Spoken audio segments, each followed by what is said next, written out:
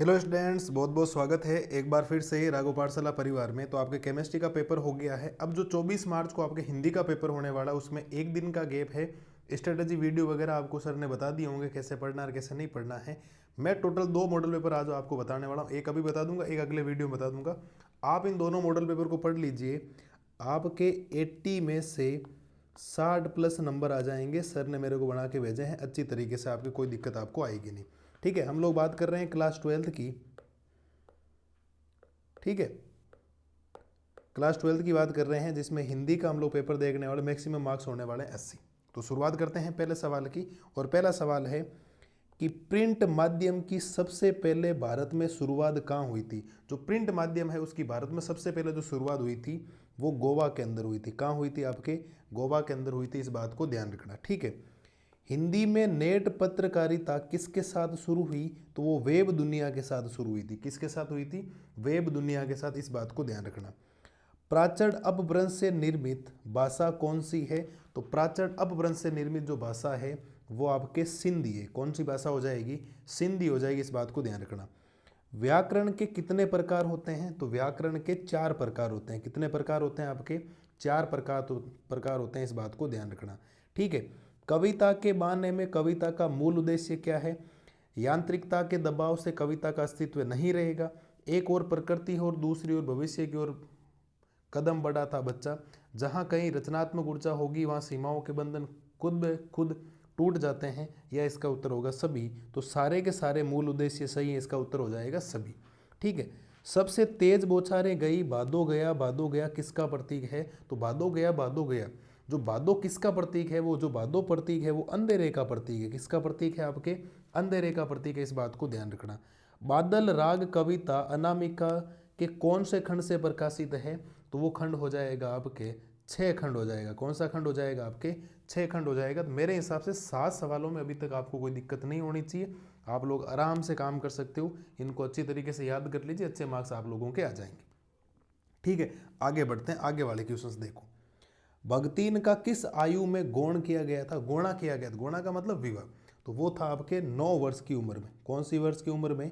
9 वर्ष की उम्र में। इस बात को ध्यान रखना। धर्मवीर भारती का कौन सा उपन्यास है जिस पर फिल्म भी बन चुकी है? धर्मवीर भारती का कौन सा उपन्यास है जिस पर फिल्म बन चुकी है? तो हो जाएगा सूरज का 7वां घोड़ा। सूरज का क्या हो जाएगा? 7वां घोड़ा। ठीक है, भीमराव अंबेडकर का संपूर्ण वार्ड में कितने खंडों में प्रकाशित है? तो वो प्रकाशित हो जाएगा 21 खंडों में। कितने खंडों में? 21 खंडों में। इस बात को ध्यान रखना। काले मेघा पानी दे पाठ गद्य की कौन सी विद्या है? तो वो हो जाएगी सह स्मरण। क्या हो जाएगा? सह स्मरण हो जाएगा। इस बात को ध्यान रखना। यशोधर बाबू अपने बटुए में कितने रुपए रखते थे? 100 या 150 रुपए। यशोधर बाबू अपने बटुए में कितने रुपए रखते थे? 100 या 150 रुपए रखते थे। इस बात को आप लोग ध्यान रखिएगा। ठीक है, अभी तक मेरे हिसाब से कोई दिक्कत यहाँ तक होनी नहीं चाहिए। आगे बढ़ते हैं। ठीक है, जॉन मार्शल ने मोहनजोदड़ो पर कितने खंडों का एक विशद प्रबंध छपवाया था? तो 3 खंडों में। कितने खंडों में था? 3 खंडों में था। इस बात को ध्यान रखना। आनंदा ने कौन सी कक्षा पास की थी? तो आनंदा ने चौथी कक्षा पास की थी। कौन सी कक्षा पास की थी? चौथी। हिंदी में पाठ परिचय अगर आपको याद है तो कोई दिक्कत आपको आएगी नहीं। ठीक है, यशोधर बाबू के कितने पुत्र थे? तो यशोधर बाबू के 3 पुत्र थे। यशोधर बाबू के कितने पुत्र थे?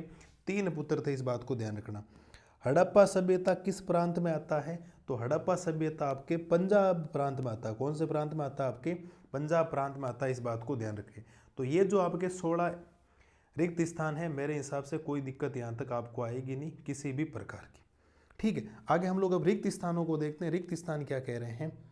जहां पर विचार की अधिकता एवं भिन्नार्थ अर्थ निकलता है वहां पर कौन सा शब्द शक्ति होता है? तो वहां शब्द हो जाएगा व्यंजना। व्यंजना शब्द शक्ति हो जाएगा। इस बात को आप ध्यान रखना। ठीक है, ये मेरे हिसाब से सिंपल सवाल है।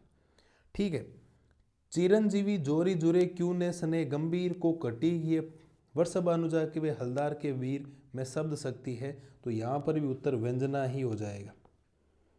ठीक है, यहाँ पर भी उत्तर क्या हो जाएगा? व्यंजना हो जाएगा। इस बात को ध्यान रखना। ठीक है, रई मन पानी राखिए बिन पानी सब सून पानी गए ने उबरे मोती मानस चून में कौन सा अलंकार है? तो इसमें कौन सा अलंकार हो जाएगा? इसमें श्लेष अलंकार हो जाएगा। कौन सा अलंकार हो जाएगा आपके श्लेष अलंकार हो जाएगा। इस बात को ध्यान रखना आप लोग। तो मेरे हिसाब से इसमें भी कोई दिक्कत आपको आएगी नहीं। जहाँ एक ही शब्द की या एक से अधिक शब्द बार आवर्ती होती है वहाँ पर अर्थ अलग अलग होता है, तो कौन सा अलंकार होता है यहाँ पर, तो यहाँ पर जो अलंकार होगा वो हो जाएगा यमक अलंकार। तो इस खाली जगह में कौन सा अलंकार आएगा, यमक अलंकार आएगा। इस बात को ध्यान रखना। मानदेय के लिए सही अंग्रेजी शब्द है, जो मानदेय शब्द है ना उसके लिए सही अंग्रेजी शब्द हो जाएगा HON। ये तो आपको पारिभाषिक शब्दावली आएगी तभी हो जाएगा। होनोरेरियम हो जाएगा, इस बात को ध्यान रखना। ठीक है, तो इसका उत्तर हो जाएगा होनोरेरियम। ठीक है, गैजेट शब्द का सही हिंदी शब्द पारिभाषिक शब्द है। जो गैजेट शब्द है उसका जो सही हिंदी शब्द है ना वो कौन सा हो जाएगा, वो हो जाएगा राजपत्र। कौन सा हो जाएगा आपके, राजपत्र हो जाएगा। इस बात को ध्यान रखना। तो मेरे हिसाब से जो 6 सवाल है आपके सामने, इसमें कोई दिक्कत आपको आएगी नहीं। ये 2 जो सवाल आपको दिखाई दे रहे हैं ये वाले, इसके लिए आपको पारिभाषिक शब्दावली अच्छी तरीके से याद होनी चाहिए। हिंदी और इंग्लिश के दोनों के वर्ड याद होंगे तो ये सवाल आपके हो जाएगा। किताब में संचार जो तंत्र परिभाषा संचार वाली किताब है उसके अंदर, जनसंचार वाली जो किताब उसके अंदर सारी बातें दे रखी। ठीक है, फिर अगला जो सवाल है वो तो है आपके निम्नलिखित अपठित गद्यांश को पढ़कर प्रश्नों के उत्तर दीजिए। तो गद्यांश तो सेम टू सेम आने के ज़्यादा कोई चांसेस है नहीं। आप लोग एक एक चीज़ बढ़िया तरीके से पढ़ लें। इसको मैं आपको टाइम दे रहा हूँ 1 मिनट का, आप लोग पढ़ के स्क्रीनशॉट लेके आप देखेंगे तो कोई समस्या आपको आएगी नहीं, आप लोग आराम से इसको कर सकते हो। ठीक है, मेन इतना ही है। इसका एक पूछा जाएगा आपसे गद्यांश का उपयुक्त शीर्षक। तो शीर्षक भी आपको कोई भी गद्यांश पद्यांश आ सकता है, उसको आपको उत्तर आएगा तो ही आप लिख सकते हो। जैसे ये जो आप लोगों ने पढ़ा है तो इसका मैं गद्यांश का उचित शीर्षक बता देता हूँ, वो हो जाएगा आधुनिक युग का, उत्तर हो जाएगा आपके आधुनिक युग का सौंदर्य बोध। जो आधुनिक युग चल रहा है उसका क्या हो जाएगा, सौंदर्य बोध हो जाएगा। इस बात को ध्यान रखना आप लोग।